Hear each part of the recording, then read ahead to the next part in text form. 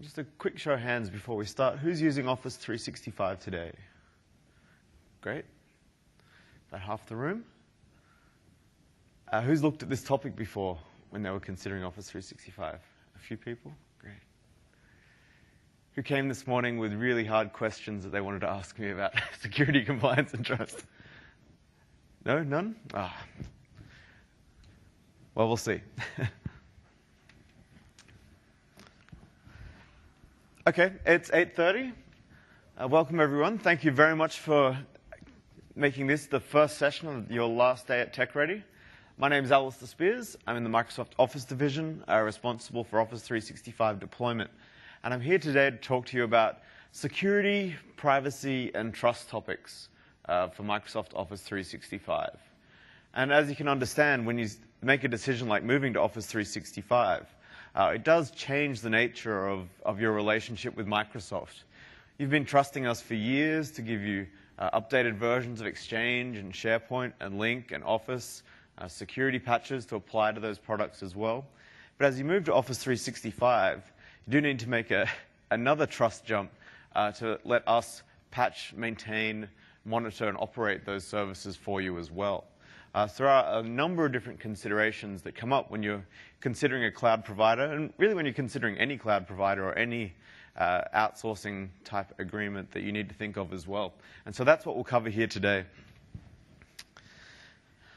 For those that are new to Office 365, the way I like to think of Office 365 is it's the way that we designed our products to be. You get the Microsoft view of what Office should do, connected to SharePoint, connected to Exchange, connected to Lync. It is, in fact, my mail server, my SharePoint site, my Office environment, as well as everyone in my team. So you're actually getting the Microsoft mail server as your mail server as well. And so we've been really happy with the Office 365. It's been on the market just over a year. Yesterday was our 1-year anniversary, but we've come a long way since then. We've added a number of different improvements to the technology, as well as some of the processes, compliance capabilities, and certifications that we have on the service as well, and we'll be talking through some of those. So Office 365 is Office, Exchange, SharePoint, and Lync. Exchange, SharePoint, and Lync, all the servers are all running in our online data center. In the case of Office, that is software that you'd still download, deploy with System Center, or have the user download themselves.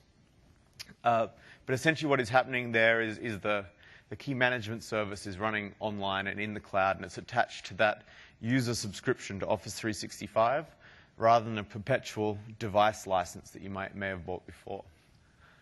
That's enough about Office 365. Let's talk about some of the security, privacy, and trust capabilities and considerations that you need to make. And it feels like almost every day customers or the press is writing about how there's some other new consumer cloud service that has a privacy breach or a trust breach, or credit card data is leaked, or you're not storing it in encrypted data formats or any of those sorts of things. And so, rightly so, we should all be thinking, can we really trust the cloud? Can we trust the cloud to run that sort of information? And I think that's one of the big differentiators with Office 365, is that it's designed from the ground up to be a business class cloud service. It is not a consumer service. It was never intended to be a consumer service. It is Exchange, it's SharePoint, it's Lync. It's actually the same servers that you're running yourselves today, just patched by Microsoft, kept up to date by Microsoft, and running inside of our data centers. But it is an enterprise service. But that still, doesn't remove the fear about what happens if privacy information leaks. What happens when I have a loss of control, when I can't come to work every morning and physically see my Exchange server? How can I trust that it's still running? Are there regulatory environments that I need to adhere to? And how do we manage a regulatory environment or a compliance framework when it's not our server anymore, when we're running inside of Microsoft's data center? And then, of course, who has access to that data center? I may think that, if it's in my server room, I have an element of control. I can have a lock or a passkey on the front of the door. But when it's in someone else's real estate, how can I make sure that that physical security and that logical security is really up to scratch? And so what we'll try and answer today is 4 key areas around privacy. What does privacy mean in the Office 365 context? Around transparency, and typically when we think about transparency, we think about 2 things. Where's my data, and who has access to my data, as the 2 things we'll talk about in transparency. Compliance, the certifications, the regulatory frameworks, the legal frameworks that Microsoft operates in, and what our customers running in Office 365 are signing up to, as well as the security capabilities of Office 365 and the wider Office suite as well, and how they particularly apply when we deploy them inside of our own online services as well. So there are 4 key topics for today. If there's one thing that you probably should remember, it's this. It's trust.office365.com. This is our Office 365 Trust Center. Everything that I talk about today, we've documented on this site. If you'd like to see any of the contractual agreements, if you'd like to see any of the certification details as they get updated, trust.office365 is the place to do it. So this should be your one-stop shop for any information about that. It is written in clear English. It's not legalese. You can go and look at the legal documents on this site if you want to. But we also do summarize them in nice, plain, easy-to-read language as well.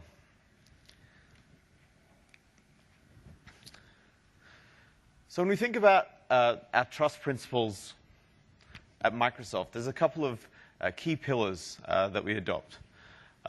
Firstly, your privacy matters. We think privacy is an incredibly important topic. You know, we respect your privacy.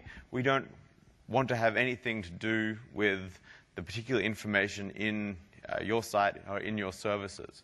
In fact, you know, we see ourselves as a data processor, not a data owner. This is not, it's your data running in our online services. We're really just a landlord in that respect, in how we store them and how we secure them.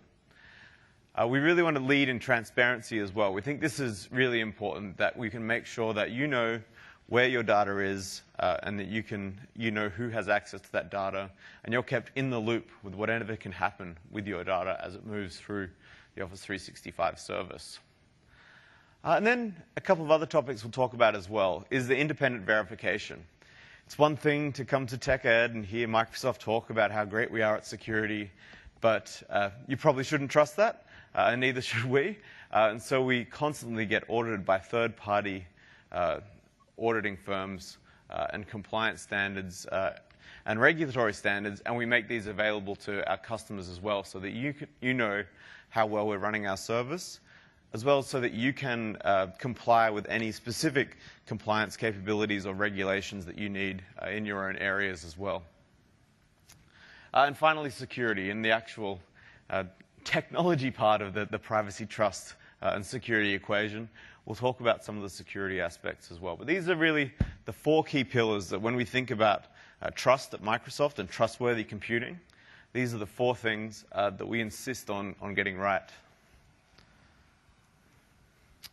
So let's start with privacy. And what do we mean when we say privacy? There's a couple of things. And privacy is different, but very related to security. So when we think about privacy, we think about PII, or personally identifiable information. How do we control the personally identifiable information and ensure that that doesn't leak out or get disclosed in any way? It's also notice and consent, so that if we are acting upon your data, we want to make sure that you know exactly why, and we ask permission to do so before we do anything on your data in our data center. It's around minimizing the actual amount of data that we have. It's around having strong response processes in place that are tested and audited, so that if something bad happens, we have a documented process to pick up and remediate that problem as well. And also, and quite appropriate in Europe, we talk a lot about transnational data flows. And so what happens when the data center is outside your particular country? Where does that data go? And what are the standards of how that data is treated when it's not in your own country as well? And then information disclosure. We typically think of data leakage and information disclosure as the crossover between what is privacy and what is security. So we'll talk about that a little bit more when we get into the security capabilities as well. So yeah, when we say privacy, that's essentially what we mean.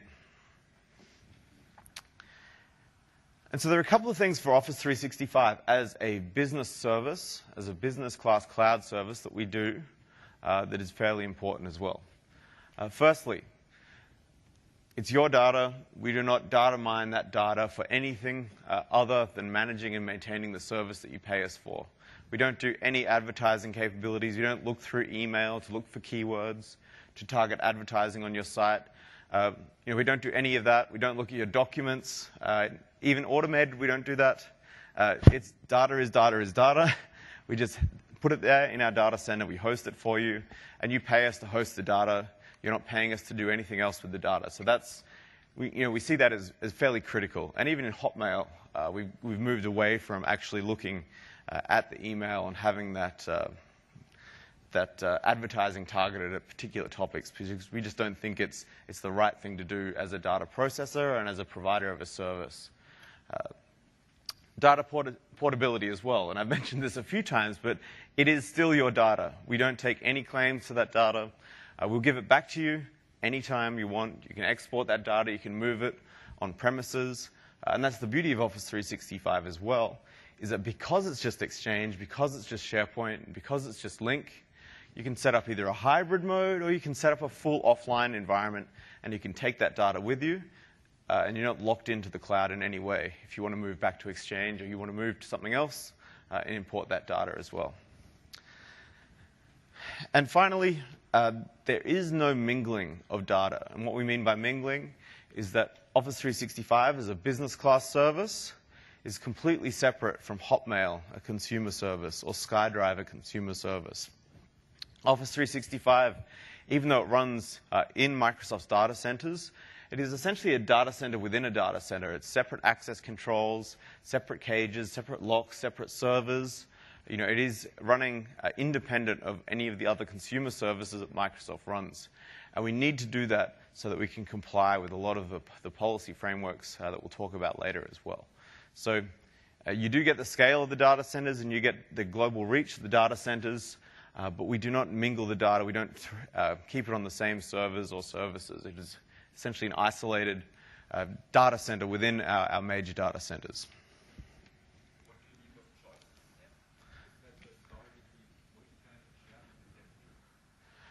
So the question was, what do we mean by choices there to keep the Office 365 customer data separate from consumer services?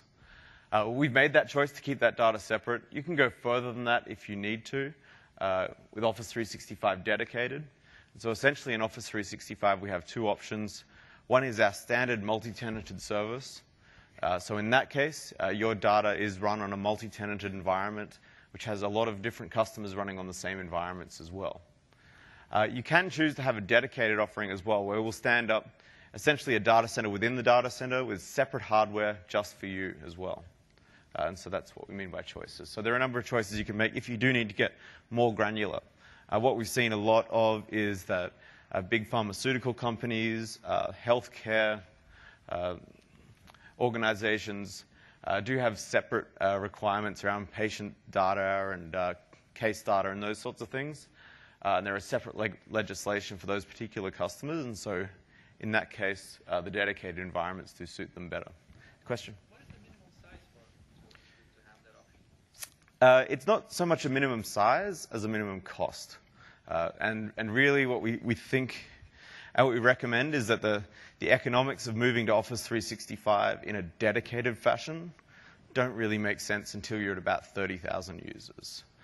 But having said that, we've got customers a lot smaller, we've got customers a lot larger, and there are different drivers for different companies. But that's kind of how we think of the economics of that. So, how do we use the data? We use it just to manage and maintain the service and operate the service on your behalf. And so this is a bit of an eye chart. I don't expect you to read all of this, but you can get the slides afterwards. But essentially, even within Microsoft, we tier down who has access to your data. So not everyone has access to your data as well. There are a couple of things up here. You can see usage data, which is anonymized usage data of how often, how many mails are sent, how much spam is blocked, what's the capacity load on our servers, and those sorts of things. There's account and address book data. And when we say address book data, that's not the address book of your users. That is essentially our address book of administrators, the global administrators that have given us their email address to contact if something happens to your particular tenant inside of Office 365. There is customer data, and there's actually the core customer data as well. So that's essentially how we break it up. And then inside of Microsoft, we have our operations response team, which is the people running the service and maintaining it 24/7. We have our support organization, the people you can pick up the phone to and call. We have our engineering organization, Microsoft partners, others in Microsoft, our marketing team, our sales team, our accounts payable team, and those sorts of things as well. And essentially, our intention is to keep the data as minimized to only the people that need it to run that service. And so what that means is, if it's usage data, our engineering team need that information. Our response team need to look at that information, and our support team generally look at that information to detect trends over time as well. For address book information, our operations response team need that information to contact you if there is something amiss with the service. Our support team need it to reply to any of your inquiries. Our engineering team don't need it. Our engineering team doesn't know who's using the service or who's not, unless people agree to case studies and do it. We only pass over that information to engineering once when it's escalated. And so essentially, you're escalated directly into the engineering team. The Exchange team runs the Exchange Online service. The SharePoint team runs the SharePoint Online service. And so if the support team and the response team need to escalate those issues to the developer that built that feature, they may pass that data across to you to make sure they can diagnose it appropriately. But it's only within the context of that support and troubleshooting experience.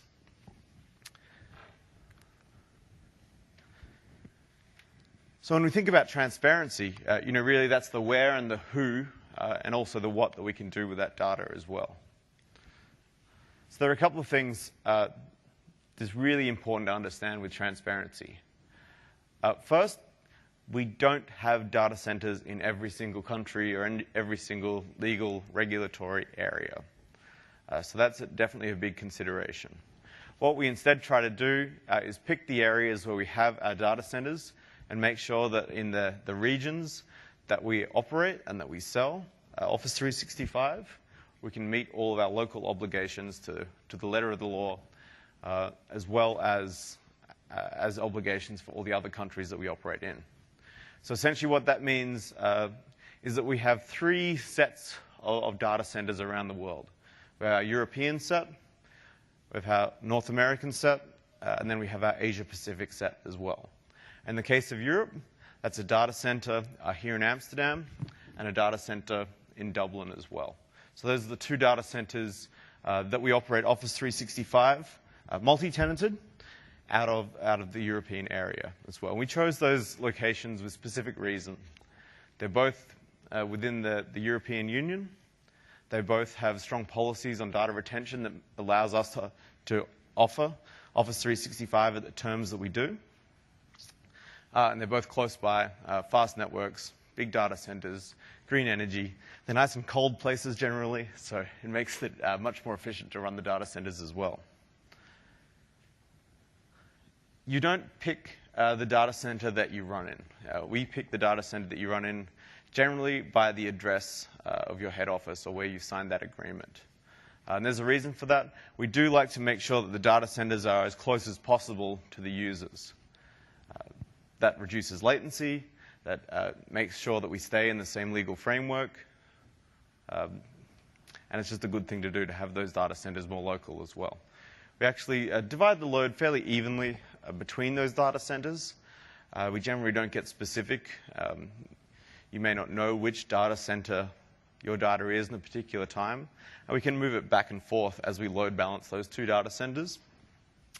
But both data centers operate within the same region, the same compliance policies, and the same government agreements as well. So who and what access the data? The data is only accessed to operate the service. troubleshooting, auditing.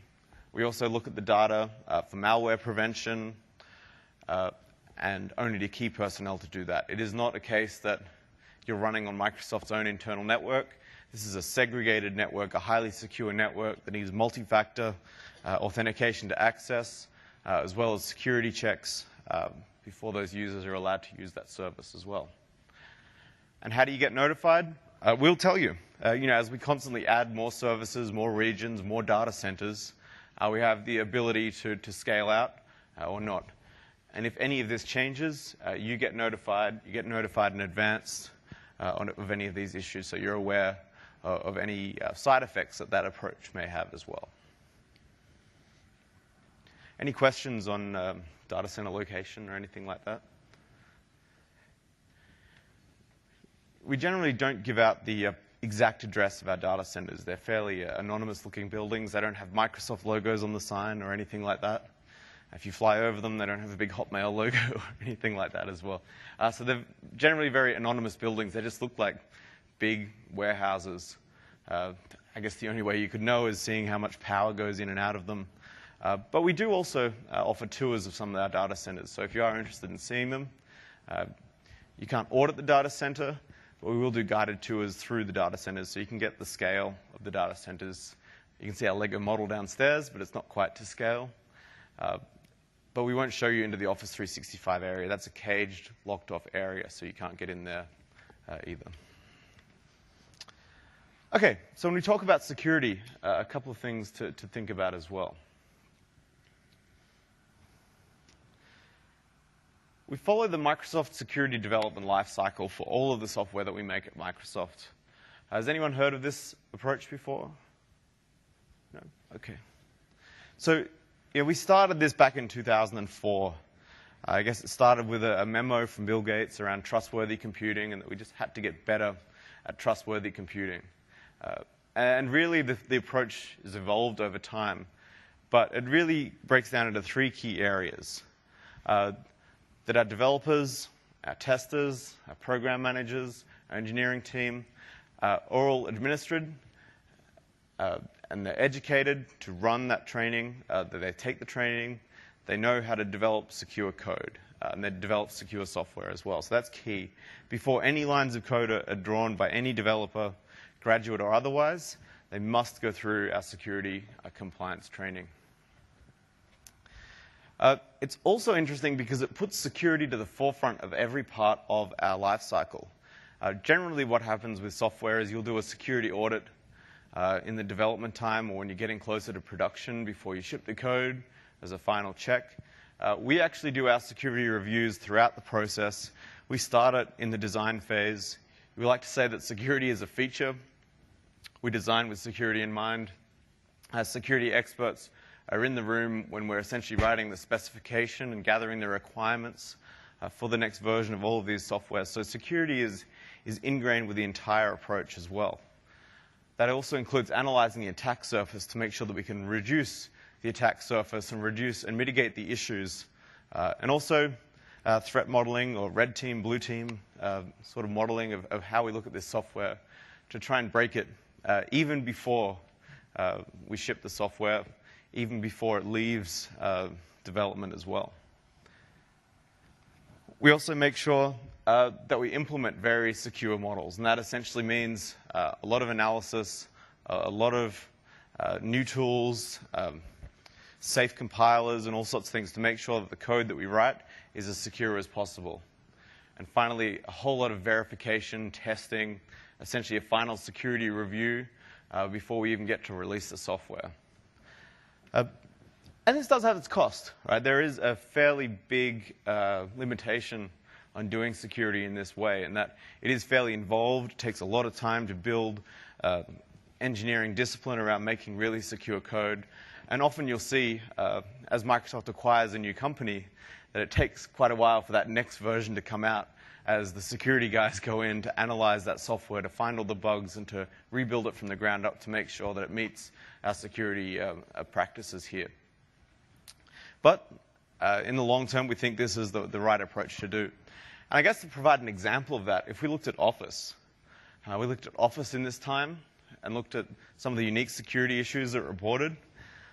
In Office XP, 111 security issues in its lifetime. A fairly big amount.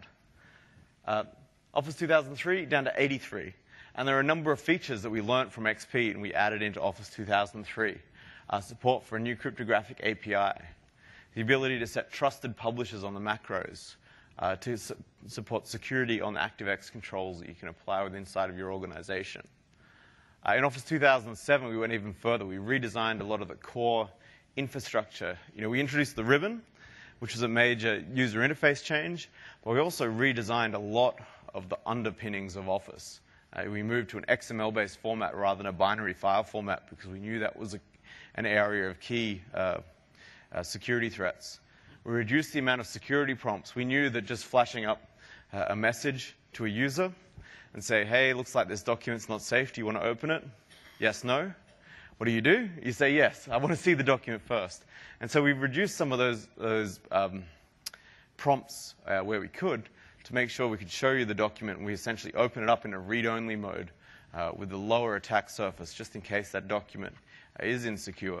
And so you can look at the document first and realize whether it's a real document you're expecting, or it's actually not a real document. It's someone else trying to spoof you, essentially. We changed the amount of file formats we blocked, and so on and so on. Then in Office 2010, we built on that as well. We essentially have this protected view now, a sandbox that we open up new documents into in Office 2010. We do Office file validation. In addition to the XML models that we introduced in 2007, and the beauty of XML is that you can analyze pretty quick whether that's the document you're expecting or not, as an XML schema. It either adheres to that XML schema or it's not part of that XML schema, and so you know very quickly if it's a good document or bad. We brought that same rigor to the binary file formats, the Office 97, Office 2003 file formats, as we moved to this model as well. And so this is essentially the effect of that security development lifecycle. You can see how as we go through this cycle from release to release, we can constantly add new features, improve the software, find new threats, anticipate new threats, and work on them as well, and really start to reduce the attack surface of this software. One of the key issues that we've seen over time, this is my fancy PowerPoint skills here, but one of the key things that we saw over time was growing was this new attack known as file fuzzing. Has anyone heard of file fuzzing before? It's become quite a prevalent attack now, and it's not just limited to Office documents. Essentially, any app that opens documents or reads files can be a victim of file fuzzing. And it's essentially easy to do. All you need to do is corrupt the document just a little bit, one bit in the wrong place, and have the Office app or any app try and open that document. And all you're trying to do is crash the application. You crash the application. As it crashes, you can get it to throw into unexpected behaviors and unexpected places, and then you can kind of try and attack that under the cover surface. So that's essentially what file fuzzing is all about. And unfortunately, making or generating slightly bad documents is pretty easy to do. You can just you can just run through all of those document formats, and you can just try and change a little thing and essentially just randomly generate all these documents and see which ones crash Office. Once you've found a document that crashes Office, you can put it out on the internet. You can send it around an email called invoice.xls, for instance, have people try and open it, and then you can crash that application and try and get some other bad activity to happen in there. So it is a big problem. But essentially, just like it's easy to randomly generate all those problems, it's also easy for us to randomly generate all of those sorts of documents as well and test for it. So that's one of the things that we do. After dark, in our engineering teams and in our testing labs, when we don't have people there, we actually convert them over. We have this, you can think of it as a big, warm, friendly botnet that takes over all the lab servers to actually just generate all of these documents and all of these files. And then they fuzz them and test and test and test. And then as our testers get in on Monday morning, they can see a list of all new issues that we've created. And so that approach really led to hundreds of bugs that we found and hundreds of things that we had to do in Office 2010 to really secure this experience a lot more as well. And then essentially that led for us to document all of those schemas of all the different types of file formats that Office can open. And it's not just Word documents, Excel documents, and PowerPoint documents. You can also think of PNG files and GIF files and JPEG files, WordPerfect files, Lotus 123 files. There's a lot of different files that Office can deal with and open them up. And so we needed to build this really rich approach. And the security development lifecycle really showed us that that was the sort of thing to do. And it's great when we see other people like CERT.org, which is the Software Engineering Institute from Carnegie Mellon, come and analyze this sort of data as well and see the work that we're doing. And you can see here, this is essentially their view of what some of these improvements led to, was that in Office 2010, the exploitable and the probably exploitable crashes that you could cause was 0 compared to 2007, compared to 2003 XP, and even OpenOffice there. So you can check out that document as well. But as we move to Office 365, as we take Office and move it more and more into Office 365, we have to rethink a lot of these things as well. It's great that the software that you can run on premises is secure, but you also need the software to be secure online as well. And one of the challenges with this is that it is outside of your data center. It's on the internet. Office 365 is a public-facing service. And so essentially, how do you tell Office 365 who you can and who you can't give access to? How can you prevent that data leakage? And really, it starts with authentication. Authentication, identity management is the key thing for Office 365. And if you don't have a good identity management story today, you probably should look at that before you move to Office 365, because that's going to be key. That's how you tell who's an employee, who has access to the right data, and who doesn't. And it's one thing that you can lock the doors at night to keep out the bad guys. But as you move to this new model with people working outside of your physical locations, working from mobile devices, phones, tablets, wherever they are, you need new ways to actually authenticate, authorize, and tell who are the good guys and who are the bad guys in your environment. So our approach for Office 365 is having Active Directory at the core. Active Directory helps you control the password policies, the user accounts, the permissions across devices, across services as well. For managed devices, you can use group policies to enforce settings and essentially enforce configurations on all of the PCs that you have. For unmanaged devices, you have a bit of a problem. How do you manage an unmanaged device? How do you manage something that you can't push down group policies to? And luckily, this isn't a new problem. We've been working on this for quite some time. Exchange ActiveSync gives you the ability to start to manage unmanaged devices as well. So the combination of Active Directory with ActiveSync really gives you the ability to manage not only managed devices, but also unmanaged devices as well, and control which users can get access to your services as well. And it's not a one-size-fits-all approach. We have different models at how you can integrate your directory with Office 365. The simplest way is what we call Cloud ID. So that is not integrating your Office 365 directory with your own Active Directory at all. It's essentially providing a new account, a new identity through Office 365 as well. And it works for small businesses or organizations that don't have Active Directory or a directory service in place today. The second option is a directory sync, where we can synchronize your Active Directory with those Cloud IDs and generate Cloud IDs based on your Active Directory. So the downside there is you are using a different authentication method. You can have the same user account in both, and you can manage it, and you can synchronize it to keep it all in sync, but it is still a different authentication process that's happening. And finally, we have the ability to set up Active Directory Federation services and set up a one-way trust. Essentially, what you're doing in that approach is you're instructing Office 365 to trust your Active Directory to generate secure tokens to allow your users to log in. And that's a really secure method, because then Office 365 doesn't have your passwords. None of that information is stored. Essentially, all you're doing is you're telling Office 365 to, hey, go check back with me.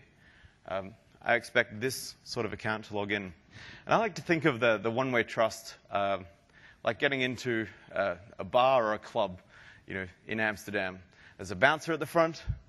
You want to go into the club, and he'll ask you for your ID. And so you'll have your ID. And the club doesn't issue ID itself. The club doesn't give you the passport. There's some other authentication mechanism, whether it's the passport office or the motor vehicle department that's issuing you ID. But the club essentially has a one-way trust with that approach. And that's really the model with Office 365 and Active Directory Federation services. Office 365 is the club, and you become the passport office, generating those passports, instructing users all the hoops they need to jump through before you'll give them that passport or give them that ticket in. And that may be two-factor authentication. That may be you must sign in from a managed device. That may be you can only sign in between the hours of 9 and 5. You're not authorized to access our services after hours. Any of those sorts of things, once you have Active Directory Federation services on point, you can start to enforce all of those capabilities as well.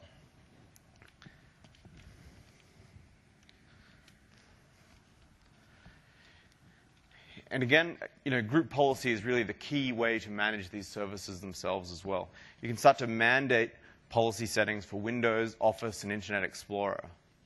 This is something different. It's something that you can't do on your Mac PCs, for instance. The Mac has preferences that you can apply, but they're not enforcing a policy. You can still change a preference that gets applied. And so for this reason, we really think that Office in an enterprise environment running on Windows is much more secure because you can really control all of those policies that apply. Some other capabilities there. Group policy settings always override OCT settings, or the Office Customization Tool settings. So you can set tools on startup. You can set customizations on startup, but the group policies will always override those as well. And you can actually use group policies to disable certain file formats. For instance, if you never used WordPerfect at your organization, you shouldn't ever have a reason to open up WordPerfect files. And so by disabling that file format, you're reducing your attack surface even more. And so you can actually really control your security posture with inside Office, with inside Link, with inside IE, and all the other client services that are used to access Office 365. It's no small task, though. There's about 4,000 group policy objects that you can apply across the Office family. That's probably too much for you to write down and change. And if you change them, you really should document them.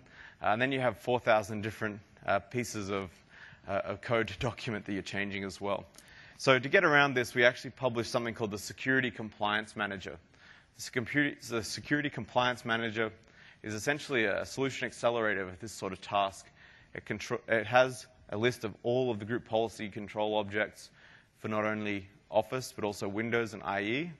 And it also has a set of pre-documented baselines. And we publish out these baselines as a typical enterprise baseline of what we expect, which group policies you'd apply and not apply, and what we call the SSLF, or the Specialized Security Limited Functionality Baseline as well. And that's a more locked-down baseline for you to apply if you have kiosk machines or machines sitting out on a factory floor that aren't targeted at particular individuals as well. So, securing users with group policy is incredibly important, but don't feel like you have to do it yourself. You can really use others to start to secure this environment. When we look at the service security as well, once you get into the data center or onto the Microsoft network, there are a number of capabilities that we apply as well. So I guess starting at the bottom, the facilities. There are a lot of physical controls on the Microsoft data centers themselves. There are locks on the door. There's a chain link fence. It's a secure access site.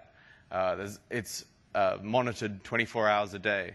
There's a human guard at these facilities 24 hours a day. There's video surveillance. There's access control, logging, and who's coming in and going out of that building at all times. Onto our network. In the network as well, through the edge routers, we run intrusion detection, vulnerability scanning, on the network perimeter, even before you get into the Microsoft data center and before you get into the Office 365 data center within that data center framework as well. There's dual-factor authentication to get into that internal network. there's intrusion detection, there's vulnerability scanning at all points along this network. To the host application, the host operating system itself, the server running these services. It's access control and monitoring. It's a separate caged-off area inside the data center itself.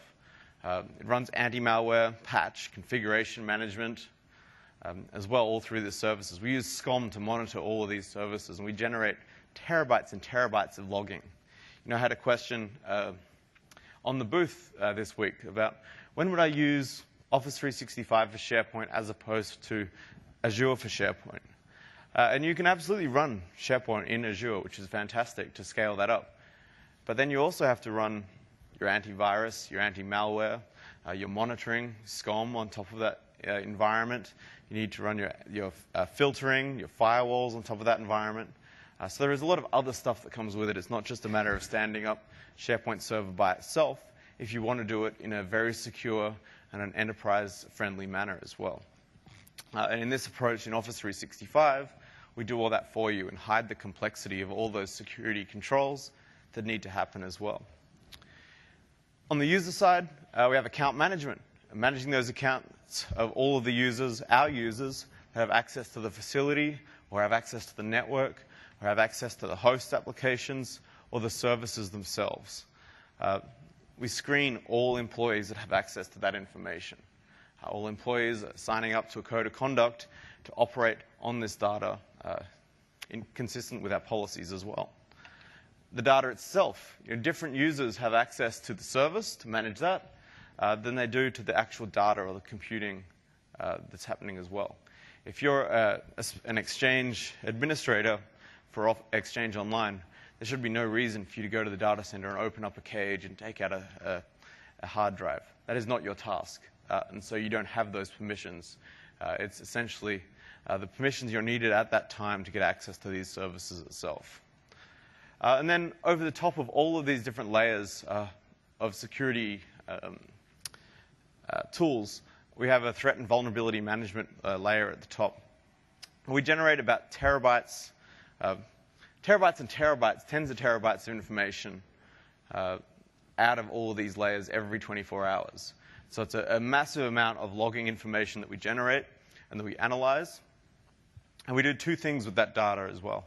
The first was we're proactively scanning it to generate alerts, to wake up our security team to go and look at any vulnerabilities that may have just appeared. The second thing we do is we take a longitudinal look at that data as well. So we collect these terabytes of data every day, and we look across the lifespan of those services. And that provides us some interesting information as well. There are some issues that do take a longitudinal analysis before you can really understand the issues. An example of that may be that over time, you can see that one particular service or server is less reliable than its peers. So that's a good candidate just to replace that hardware and swap in some new hardware. Or you can tell over time that a particular set of servers across a particular rack are bad. So maybe there's some power fluctuations going on in that particular server or that particular rack or that line that's going wrong. Or you can see that the load balancing is not quite working in certain days or certain times. And so all of that data is very important for us to operate the service and look at any of those issues, any of those unexpected behaviors. Because when we see unexpected behaviors happening in Office 365, we generally think that that could be a security vulnerability. We need to look at it. We need to make sure that we understand how the service is operating at all times as well. So it's very much a multi-dimensional approach to security within inside the data center as well. As an example, this is a sample facility. This is our Chicago data center. Again, it's a 24/7 guarded facility. It has about 700,000 square feet of space inside the data center as well. The Chicago facility, when it's fully complete, will have about 100,000 servers in it, use about 27 megawatts per hour units of power.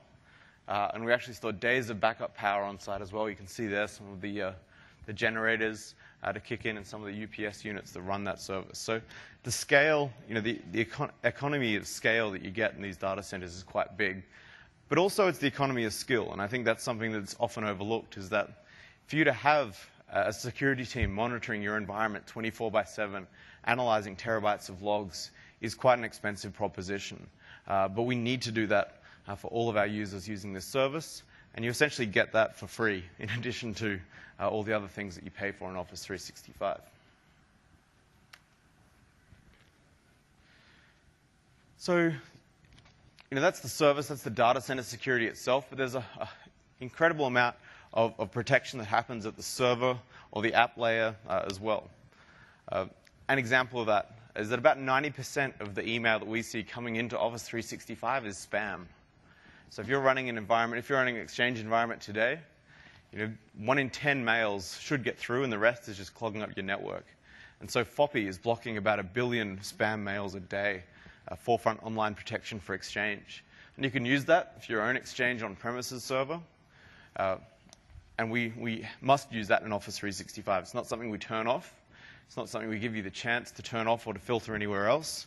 You can have a separate mail filtering service before it gets to Office 365, but we'll still run FOPI on that because we want to control the integrity of the data coming into our data center and make sure it meets our standards for spam blocking as well.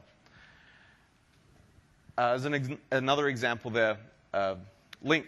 Link has a number of comprehensive security capabilities and the ability to block certain files to be sent across your network. So you can control the spread of certain files. If there's no reason for your users to be sending information across the network, you can block that information. You can block EXEs, BAT files, even macro-enabled documents if you don't want them spreading across your network via Link as well.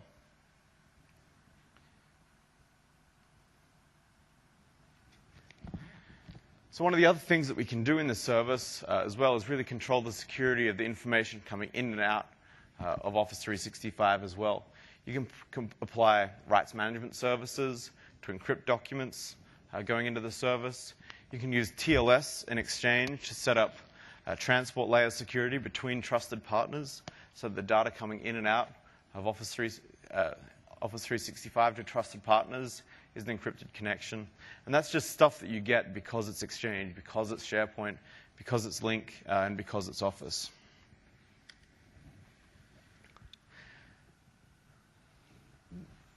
Next slide. Okay. Question we get quite a lot. Microsoft, do you encrypt this data at rest? And the answer is no. We do not encrypt the data at rest inside of our data centers. So if that's a requirement for you, that's not a requirement that we can meet. There are a number of reasons that we think this is okay. Firstly, our data centers are very secure. We like the fact that they're very secure. Secondly, if we were to encrypt the data at rest, how much more secure does that really make you? If we're the ones doing the encryption, we are the ones that can do the unencryption. So that's not necessarily a service that makes sense. And so really our approach is that for the customer to use things like rights management services or SMIME to actually encrypt the data that they see as important. That way, we're out of the loop when it comes to that security. You're applying that own security policies. The data in our system is not accessible by us, but you're the ones making the decision of what's encrypted and what's not in that approach. And we think that's a better approach to encryption than to actually encrypting all the services themselves as well. And this is not unique. When you look at all of the cloud solutions out there, they generally do not encrypt data at rest. There are some services that can do it, but even then, when they say they do it, are they really encrypting? What algorithms are they using? Are they encrypting or merely just striping data across a number of different servers? We can say that we're striping data across a number of different servers and spreading out the risk so that if one server gets hacked, you don't have any meaningful information. That's absolutely true in Office 365 as well. But it's not encryption. We don't like to say that that's encryption because that's just striping. That's sharing out data. That's security by obfuscation rather than actually having a secure service. So our approach and our recommendation is for you to use rights management services to encrypt the documents important to you, for you to classify your information and encrypt the information that you think is high business impact before it comes into Office 365. There are a number of things that encryption does, when you apply it to documents and those sorts of things. You do lose certain functionality. SharePoint search isn't that relevant with encrypted documents. if you're running it on premises, you can unencrypt those documents as they come into SharePoint, and you can tell SharePoint to reapply that encryption on the way out. But even then, you're trusting your SharePoint server to decrypt and encrypt documents. And in Office 365, if the data is that secure, you don't want to make that trust decision either. You'd rather just compromise essentially on that functionality in return for higher security, if that's the approach that you want to take as well. Okay. Any questions on security before I move on to our independent verification? Question there? Yeah. Mm-hmm. What if something goes wrong? I mean, what is the implication for Microsoft as far as security is concerned? And just don't take me wrong, I'm doing Office 365 and I'm happy with it. Mm-hmm. But I'm a little bit concerned. For instance, my notes keep sensitive information. I'm not transferred to the system. Sure.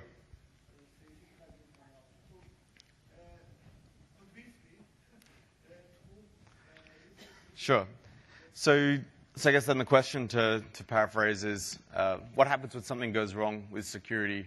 What is what will Microsoft do about it? What are we liable for in that respect as well? Would that be fair? Sure. Yeah. So in terms of our reliability and what we're signing up for, is firstly a 99.9% monthly SLA. Which essentially means that we can have no more than 43 minutes of downtime per month in our service. If we go above that limit, we will pay you back. We start paying you money. So it becomes quite expensive for us when we miss that SLA. So it's a financially backed SLA. We also have a liability clause. We have a limited liability with the service as well. We do not have unlimited liability that you may be able to negotiate with an outsourcing partner or someone like that. But we do cap our liability at 12 months of the service as well. So if you do have data that you believe you need to be able to sue someone into the ground, we will only accept 12 months of liability for that service as well. So we have very strong security controls, very strong security contracts in place to be able to enforce this. But you're absolutely right. You should look through those contracts to make sure that they meet your particular needs. Every organization is a little bit different. Even within the organization, you might have users that need a much higher level of security or essentially risk. You need to be able to fire the guy that makes the mistake. And with Office 365, you can absolutely always leave us. And we'll have a liability clause. You can ask for money. You can sue us in that respect as well. But if you need that extra control, and if our contracts and our agreements and our service descriptions don't meet that, then you still have other options for that approach. Question up the back. You mentioned the terabyte of log files. How do you support the investigations coming from the customer? Are you handing off portions of those log files? Sure. Good question. So the question was, we generate these terabytes of log files as we go through this process. How do we hand that off to customers if they need to do an investigation? We generally don't hand off that information to customers in its raw log format. We'll do the analysis. We'll assist you with any investigations that you need around security issues. You can do that by raising a service request in the service for us to start to look at that information. But if we do pass log files or that sort of information about your particular tenant back to you, essentially what we'll do is we'll do a scrub of that data to make sure it doesn't have any personally identifiable information, and to make sure any information that we do share with you is limited to only your tenant and no other tenants that are operating on that service as well. So it's your data. We'll give you your data, but we don't want to give you any other data around that service as well. And that can take some time. So just to set expectations, if you're saying, I need the log files of my service tomorrow, it can take a long time for us to go through those logs to make sure there's nothing that we share with that information. There is no SLA around that particular service. It's a best effort work. Yeah, I couldn't tell you to be exact, but if you come down to the booth after this session, we can look into that. Any other questions? Yes. In terms of rights management service, Mm-hmm. where is the IMS server? Who manages it? Sure. Who is the super user that is allowed to unlock files? Mm-hmm. So if you're running rights management with Office 365, you'll be running that rights management server yourself. So it won't be run as part of Office 365. And so essentially your administrator is the super user that you can define to unlock those files if someone leaves the organization or something like that as well. But it would be external to Office 365. You would be using rights management services or any encryption process to encrypt those documents before sending that information to Office 365. Is there any integration with Exchange transport rules, Office 365, or SharePoint itself? Is there any integration with Exchange transport rules or SharePoint itself? There is on premises. If you fully trust the server, you can apply a lot of other things.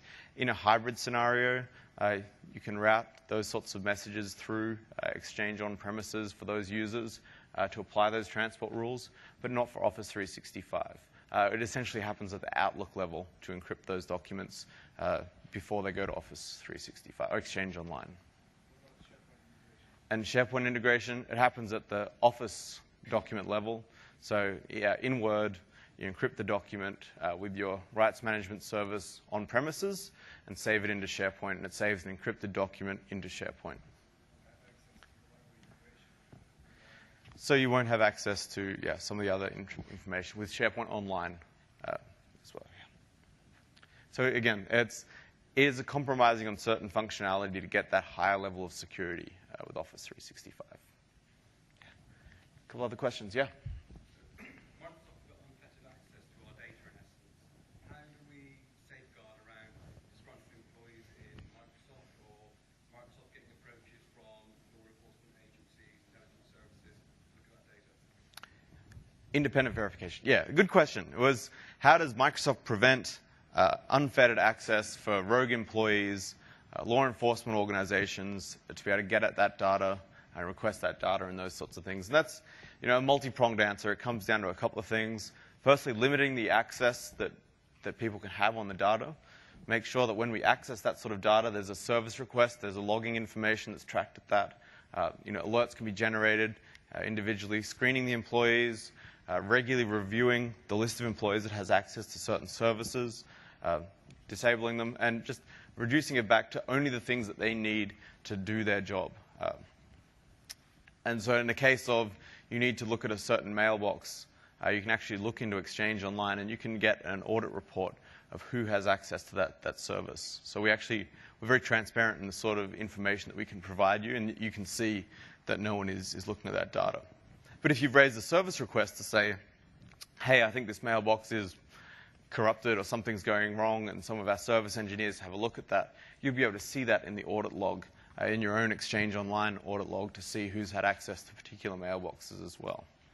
And in the same way, you can apply role-based access control to Exchange Online, to SharePoint Online, to limit your own employees' access to particular sites as well. So you have the same challenge if you have a rogue administrator that has administration rights to all mailboxes in Exchange.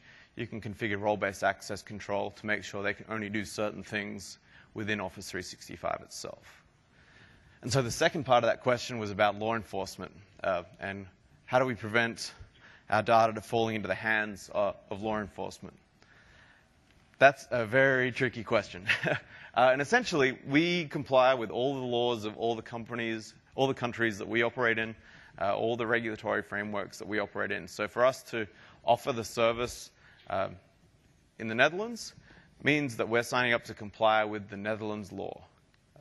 It means that if you're in Germany and you're using Office 365 and your data is, say, hosted in the Netherlands, it means that Microsoft is signing up to comply with German law. And so we are adherent with a number of different laws around the world, and our policy is to comply with law enforcement. We are a law-abiding company with how we go about these sorts of things. However, as a data processor, which is our kind of official designation, and it's a designation by the European Commission of what the role of these multinational movements of data is. We don't have any rights to that data. So our first response at all times is to say, this is not our data. You need to contact so-and-so for that request. That doesn't always work. There are all sorts of laws that are extraterritorial, that have gag orders, that have subpoenas, Patriot Act, all those sorts of laws. And, it's not just Patriot Act. There are a number of other laws around the world, like the Patriot Act, that say for any organizations doing business with our citizens, we can request that information for security, counterterrorism, all those sorts of things as well. And so there is this notion of a gag order, a gag subpoena, a sealed warrant. And in those cases, when we're bound by law not to inform the organization, our legal team essentially complies. And then our legal team fights that to disclose to our customers. We like to think our customers are law-abiding customers as well. And we notify you at the first opportunity that we can as the law allows. But yes, we do need to comply with the laws. Another question?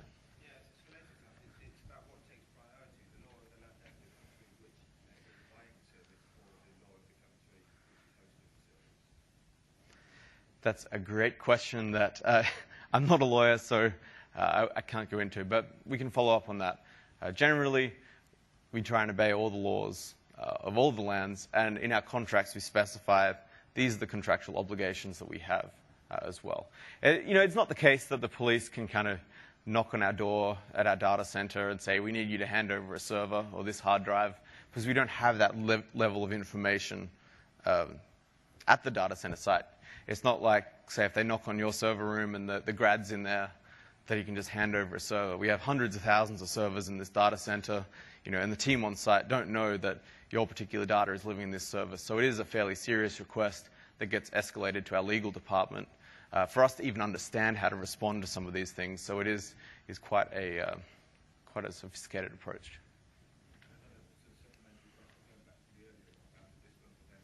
Mm-hmm.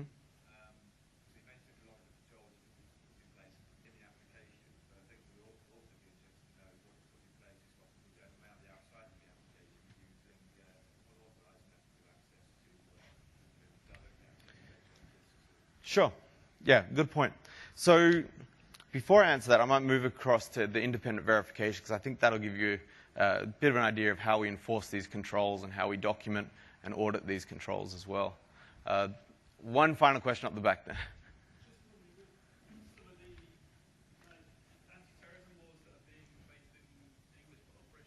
Mm-hmm.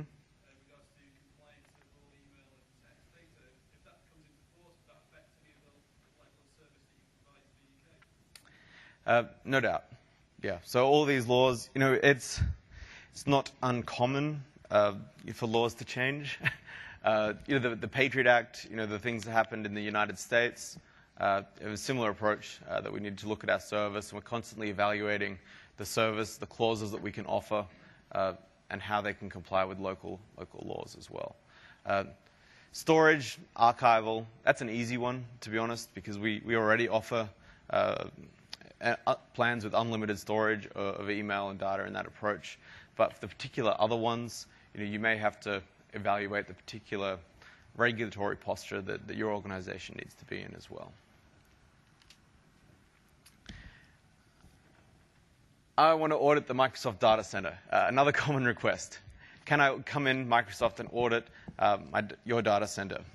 And the answer to that is no, you can't. There are a number of reasons for this. Firstly, it's not just your data center. There are other customers running in this data center. You wouldn't want them having access to your information, and so we don't want to give that sort of access to anyone. The second point of this is, where do you find an auditor that understands how to audit a very complicated and large 100,000 sort of system data center with multiple terabytes of logs being generated, spread across countries? To be honest, there are just not that many auditing firms that have that level of sophistication. So that's kind of a challenge. So instead, what we do is we provide you the third-party audits that we get done by our auditors as well. So we have a number of auditors auditing us for different compliance standards and different certifications, and that information we're transparent to our customers. So you can see that, and you can see that information, and you can use those audits to essentially comply with the own audit standards that you may have as well. And that's been quite successful for us so far. Again, you'll have to evaluate your own organization, whether that's good enough for the standards that you need to meet and the standards of your own auditors. But we generally find that that is more than sufficient in the level of detail that we can provide that way. Is that also the case for the dedicated version? Yes, it is. The dedicated version is a little bit different in that we have a little more flexibility with how we can do those audits, and we can comply with specific other regulations. But it is generally a discussion with Microsoft and our customer, and we will work out the appropriate way to provide that independent third-party verification of the service.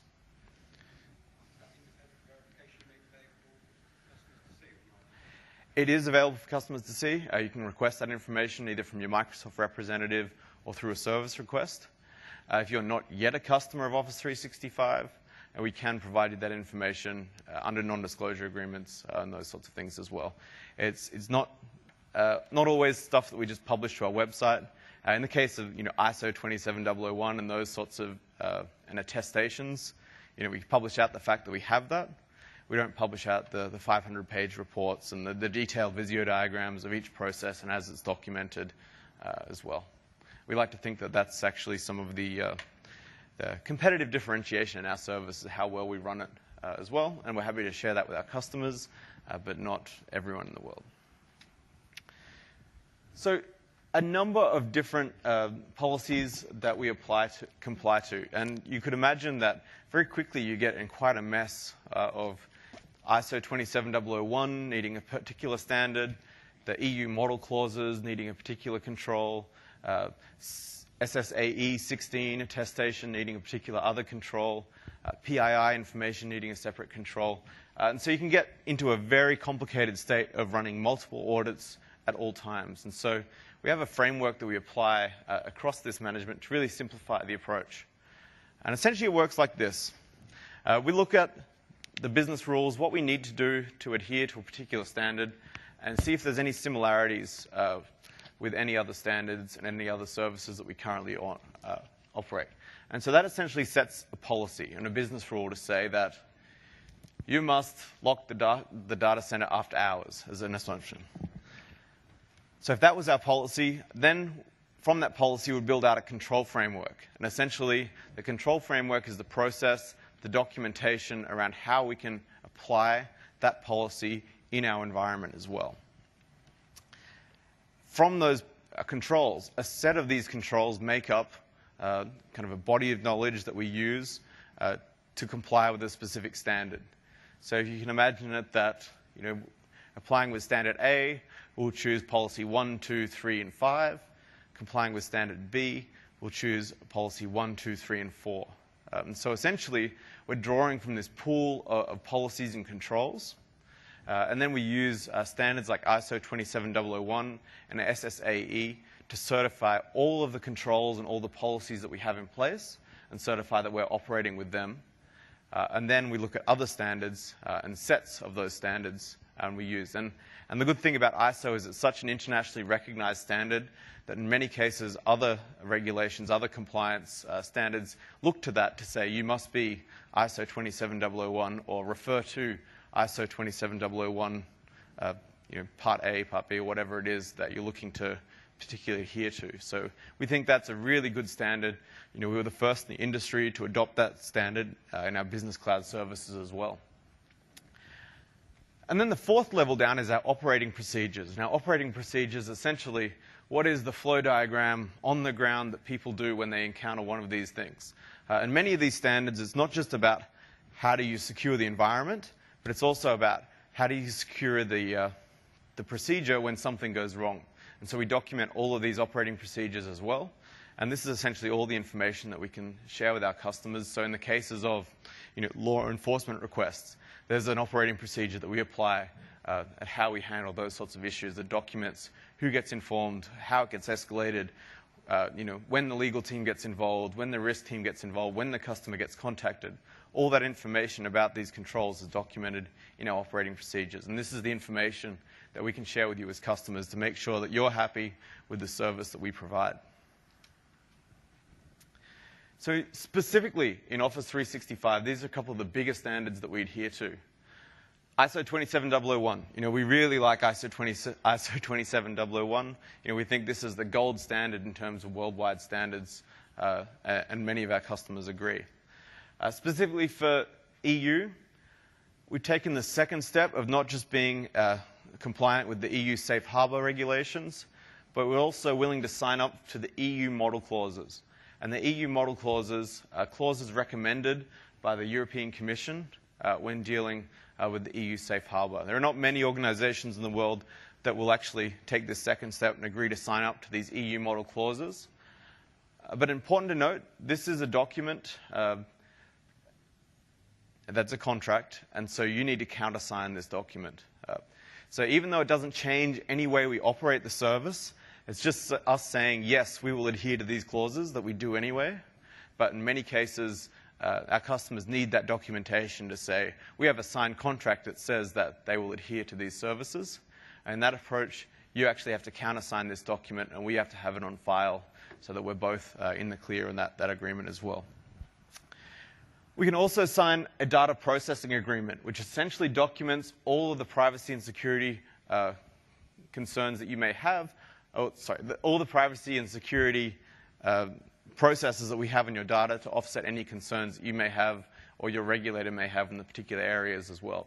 So this data processing agreement is, again, another one of those agreements that you countersign so that both of us have a record on place that we're adhering to these particular standards. It doesn't change how the service operates. It's really from a compliance point of view. It changes what we're telling you and what we're attesting to in the service itself as well.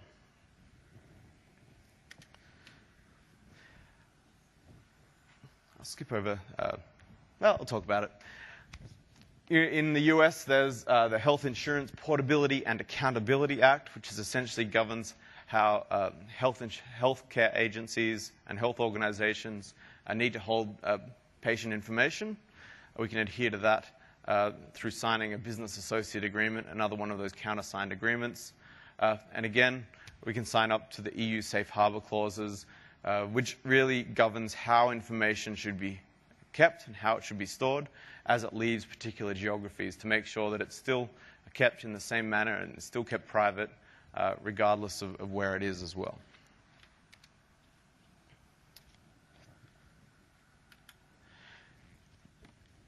So there are a number of other services that we actually apply to here. You can see here which ones used to apply to our old service known as BPOS, or the Business Productivity Online Suite, and what's applying for Office 365. You can see that in the last year we've made a lot of progress on many of these standards to allow you to use these standards and meet new regulatory needs, but these are constantly changing as well, constantly being updated. Some particular standards take 12 months to actually do the auditing and do the work and build that in, so you can expect to see us improve our compliance with the number of key standards as well. And we hope that we get that feedback from you as well, that you say that we need you, Microsoft, to be compliant with this particular standard, this particular control. We absolutely want to get that feedback because then we can put it into our process, into our business rules, and start the process of meeting those particular controls as well. So I guess now would be a good time to jump into a demo. I've bored you to death for quite some time on a lot of fairly dry topics. So let me jump back.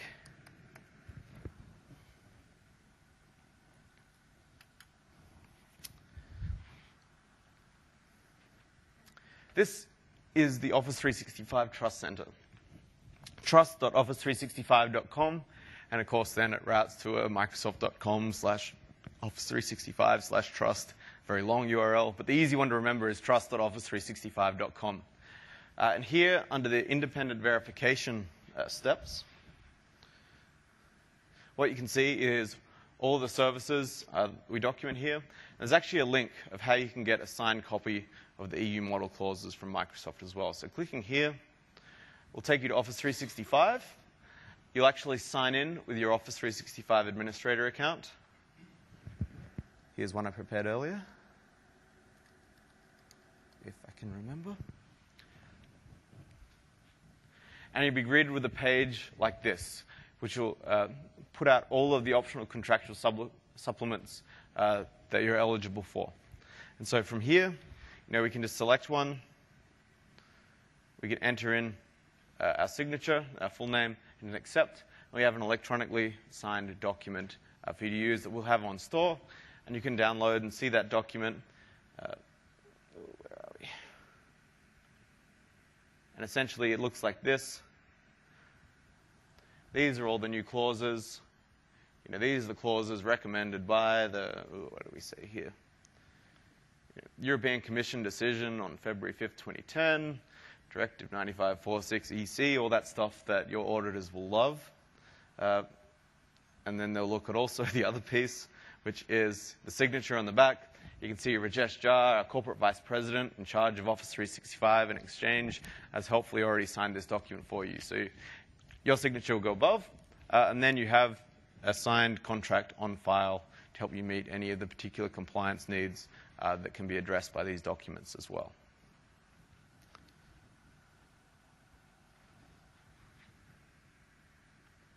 So again, yeah.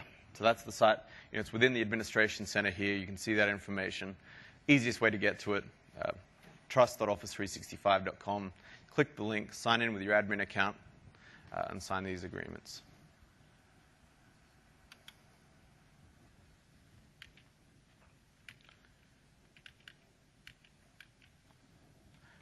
So that brings me to the end of my time. Thank you very much for listening. Again, trust.office365.com.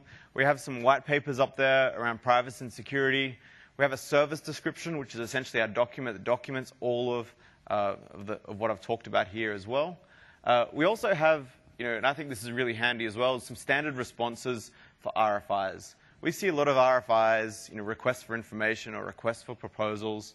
And Office 365 is a multi-tenant standardized service, so you should expect the answers to those things to be fairly standardized as well. And so if you're interested, we already have the answers pre-prepared for you, so you can have a look at some of those answers as well. And you can also see our information security management framework up on that site as well. So with that, I'll say thank you very much for your time, and we'll move on. Cheers.